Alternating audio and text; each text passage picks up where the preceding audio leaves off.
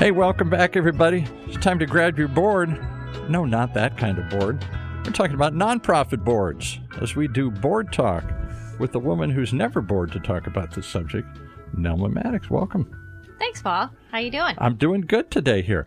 Board talk. How can we talk about nonprofit boards? That sounds boring. Oh, this is never boring. It's never boring my guests are not boring. Because you found that there's who knew there were kids on boards? There were youth boards. I didn't know that, and you've got one in today here. That's right. I'm going to introduce Anaya Green, and sometimes you'll hear Amanda speak as well. She's on the board as well. So when I start asking questions of Amanda, you will not see her on screen, but do not be alarmed. She's in the room. She's the voice of God. She's the voice of God, just like Paul today. That's right. She'll be off camera talking here. I think voice of mom, voice of God, even. I think mom's higher. Very cool. At least we agree. All right, so let's get started. How about you tell me a little bit about the MAXLOVE Project? It is one of the nonprofits in Orange County. I like to say this is my third show. I do want to shout out to Sapphira Robertson, who's from Miracles for Kids, who put us all together today. I'll probably have her as a guest coming in soon, but today we get to have the honor of having you talk a little bit about your passion, which is MAXLOVE Project. I'm super excited to hear about it. Tell me. Sorry, I probably shouldn't say it. MAXLOVE is a nonprofit that benefits the families and the kids and families of pediatric cancer. I don't know what word to say. That sounds good. Survivors. These are kids that have pediatric cancer, or their parents? So we support the entire family. So from diagnosis to sometimes grief and everything in between. So we focus on not just surviving, but thriving, because everybody's in a different position when it comes to your journey. So in general, we support the entire family. That sounds wonderful. And now you shared with us just before you got on the air that September is what kind of special month, Amanda? September is also Childhood Cancer Awareness Month. Wow. So thank you for having us this month. We knew that. That's why we set this up. Yes, of course. Right. Nothing happens Timing. by accident, so Right. we appreciate it. I agree with that. So how long have you been involved, Amanda? I like to say unofficially from its inception. Fun backstory. Max is a little boy who is the heart and soul behind MAXLOVE Project. Audra started, and her husband started this nonprofit, really grassroots from the heart, because their son was diagnosed with cancer. Both kids were diagnosed a few months apart. So in the beginning, we were just moms trying to figure out a way through this. They had two. I got to stop you. 2 kids diagnosed with cancer. Yes. So fun fact, Anaya is a pediatric cancer survivor. So that's how we found Audra. We were friends throughout diagnosis and really just leaned on each other, because it's a club you don't want to be a part of. No, yeah. And Anaya kind of befriended Max, or they became friends before we became friends as moms. So she would always talk about Max. I didn't know who Max was. I thought it was like a hallucination from her chemo until one of the nurses put us all in communication. And it was really nice to see them just be kids without the chemo, without the crying, and just be able to focus on that. And that was my first real mom friend through cancer, somebody that we didn't have the same diagnosis, but she got everything that I was feeling. And we were able to create a safe space just through, I don't want to say You both went through the same journey, struggle. but yeah, we went through the same struggle. And it was really nice to have a soft place to land, somebody that you didn't have to curse your words with or mix how you feel or try and protect their feelings. If I said something, she got it, and so Which did is other everything moms. we're going to do today here. We're Yes, going to guard our words and be careful. We don't want to say the wrong thing and all that. It's very difficult. Yeah. So it was really nice to be able to connect as friends first. And I, as many people do, really love her fierce mom spirit. That's awesome. Because that's what started MAXLOVE Project. Just parents that very much wanted to figure out how to make a difference for their kids, and by way took all of us along and helped us help our kids throughout their journey. We'll definitely go back to talk about Audra and Max, but I would love to hear how you met Max and maybe share a Max story. I don't remember it very well. I was really little. I just remember there was always for all of our appointments, not just in the front room, but there was always a playroom in the hospital. And I don't know why, but we would always be in there at the same time. How funny. So I think it was, which I don't really think it was me that initiated it because I was a very shy child. But we just played together every single day, basically. And how old were you? How old was Max? You were on the same age, or? He's, I think, a year older than me. Okay. But I was around 2 or 3, so he would have been like 4 or 5. That sounds really special, though. And it sounds like he was attracted to you in terms of wanting to parallel play. That's what we call it. I'm also involved in other organizations where play is really important because it helps you develop your brain. Fascinating. So that's really cool. So anything else to share about those memories?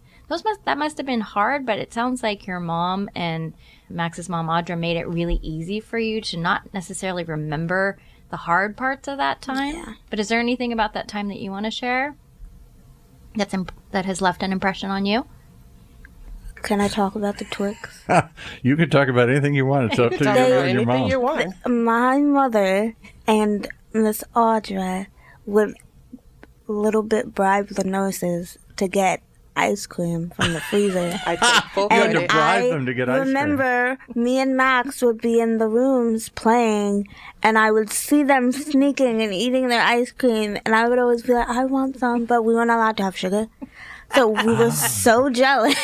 The things you do to get through. I think it's amazing. So really what now you know, right? Now as a senior in high school, what they were doing. A lot of times when you get in with all the nurses, you and Max ended up probably getting special treatment, as did they. So I got to ask you two hard questions just because I can't avoid it. So this was how long ago? When was this? You said you were 2 or 3 and you're now in high school? Yes. So you got through, are you cancer-free now? Or are you still in treatment? Or I'm 10 years cancer-free. 10 years cancer-free. Hooray. Okay, we're allowed to clap on the mic. Yes. And then I have to ask the other hard question. happy What for happened you. with Max? Did Max Max is now survive? a high school graduate. Oh, thank he goodness. is still thriving, and he's actually in college now. So he's doing amazing. Unbelievable. I was afraid to ask that maybe Max didn't make it. Max didn't make the journey through cancer. But you know what? I appreciate you asking and trying to ask in a gentle, respectful Yeah. way, because that's a reality, right? Yeah. We can talk about boards, but especially for the month of September, the fact is you pray to make it to remission. Some kids make it to remission and nothing is normal after that. Yeah. And then some kids that you start treatment with don't make it. Yeah. So there's so many variables, there's so many layers to the entire process.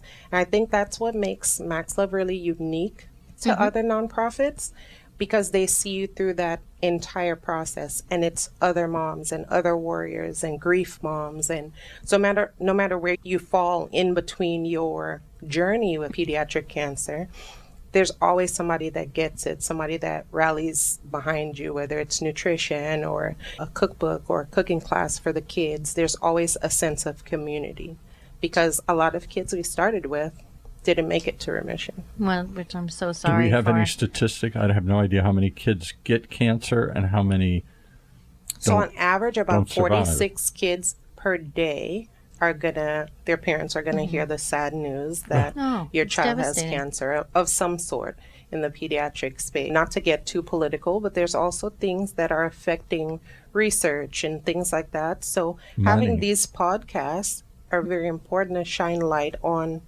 nonprofits, small and large, that Yeah. are doing something in that space. Talk to us a little bit about how you ended up on nutrition being Yeah. the most important My part. next question. Yeah.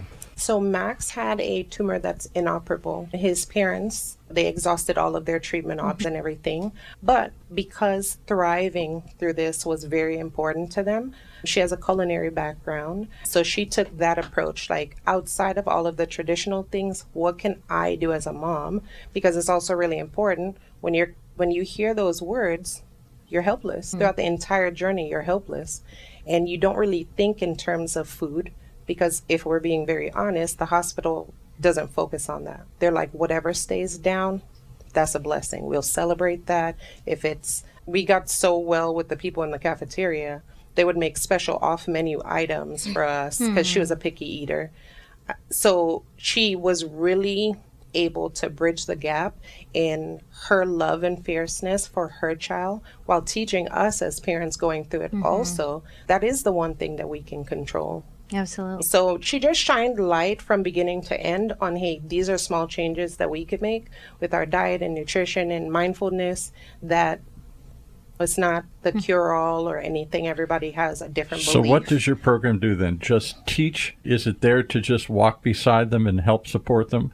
Or is it there to teach them you can play a role? There is something you can do, like with nutrition? I love that question. So what's unique in my view of MAXLOVE Project? So specific to nutrition, I'll start there. So we host fierce food classes.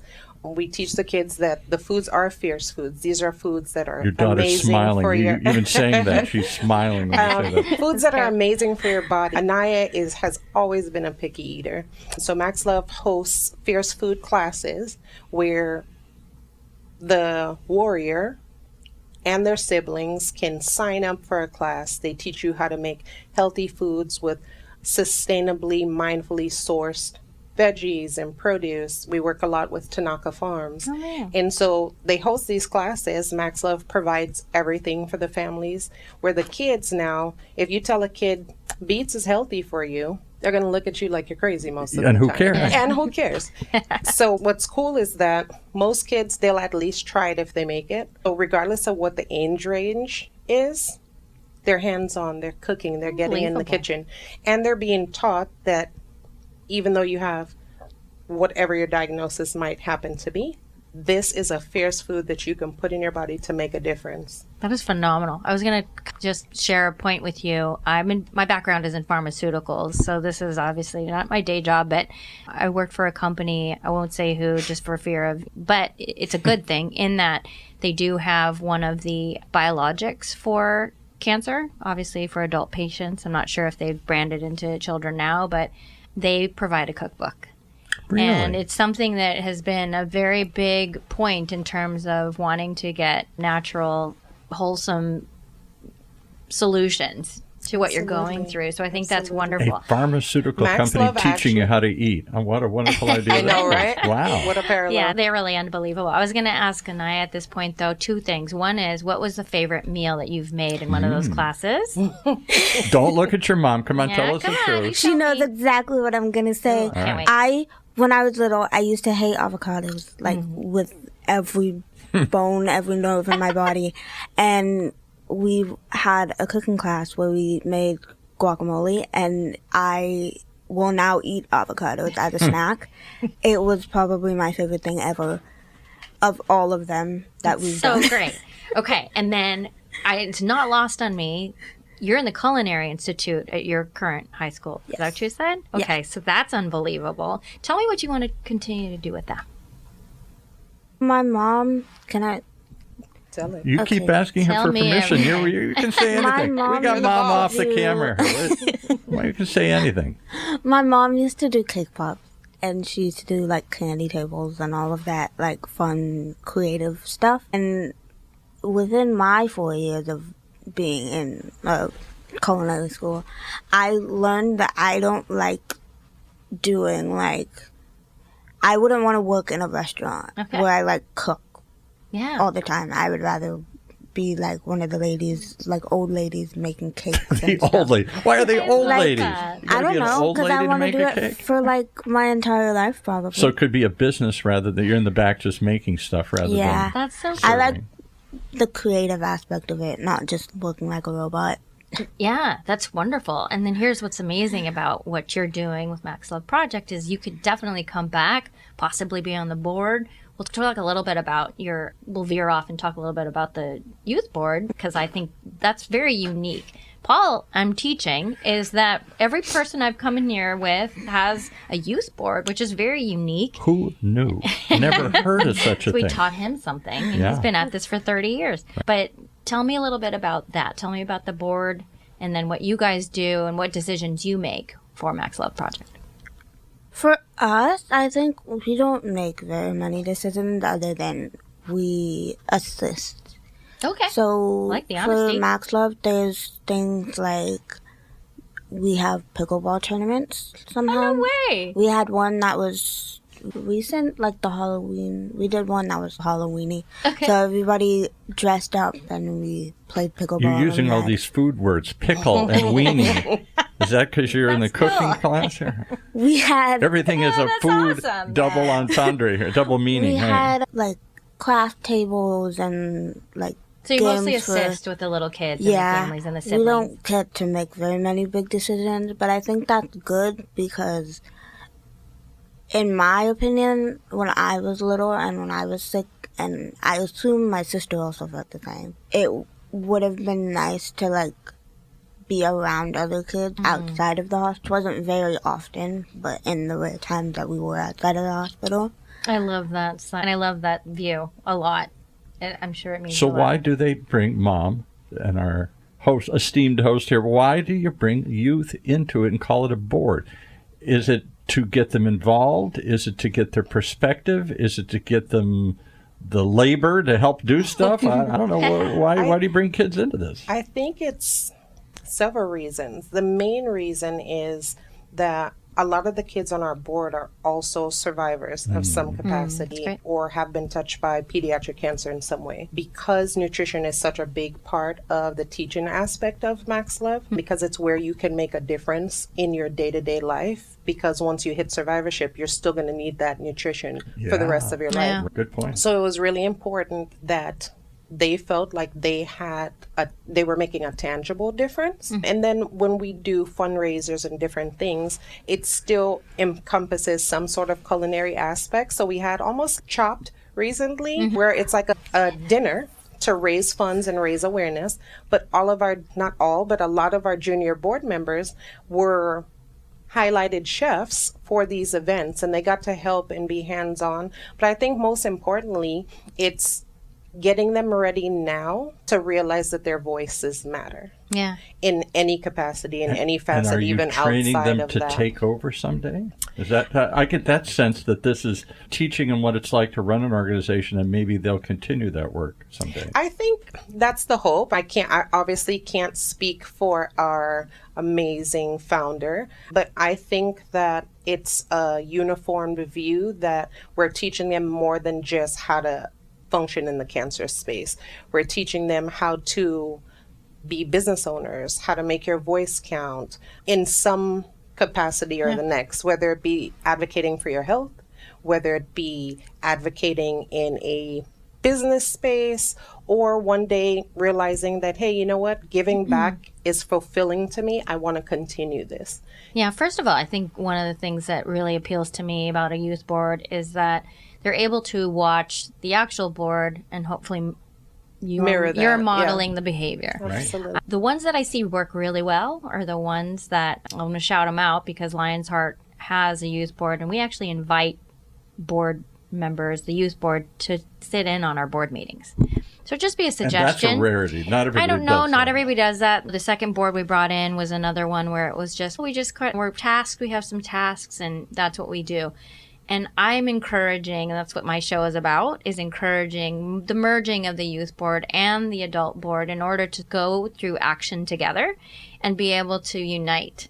And my vision is that somebody like Anaya comes back and is actually on the board next to you, side by side. She learns this habit. Yeah. She gets something. So, Anaya, I got to ask you the question I asked the other kids.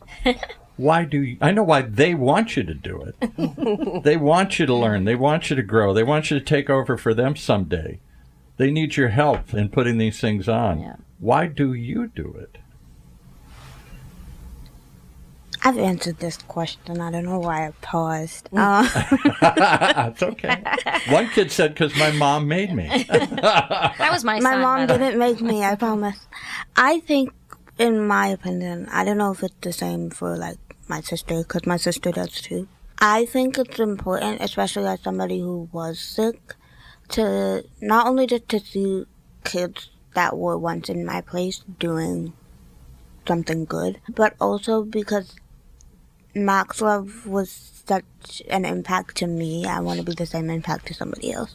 I think that is beautiful. I don't know how we don't end there, Paul. I mean, should I think be that it. is just like the sweetest. We're right at the Yeah. end here. And I got to be honest, when I was your age in high school, last thing I thought about was anybody Same. but me. Absolutely. It was all about me. I got to do that. When do I get what I want? I want to do this. I don't want to eat this. It was all, everything sentence started with I. Never started with we.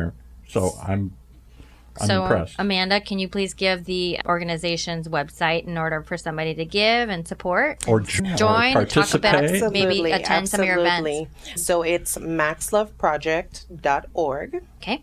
And that's one word? One word, all one word. You could put it in Google. You can ask ChatGPT, all the fun things. We're also on social media. Very accessible for most people. We're local here out of Orange County, so we can always be found. You can always reach out. Also, really importantly, if there's anybody listening to this that's impacted by pediatric cancer at all, we're always here to help, love on the family, provide resources if you need. We also have cookbooks that you can purchase on the website as well.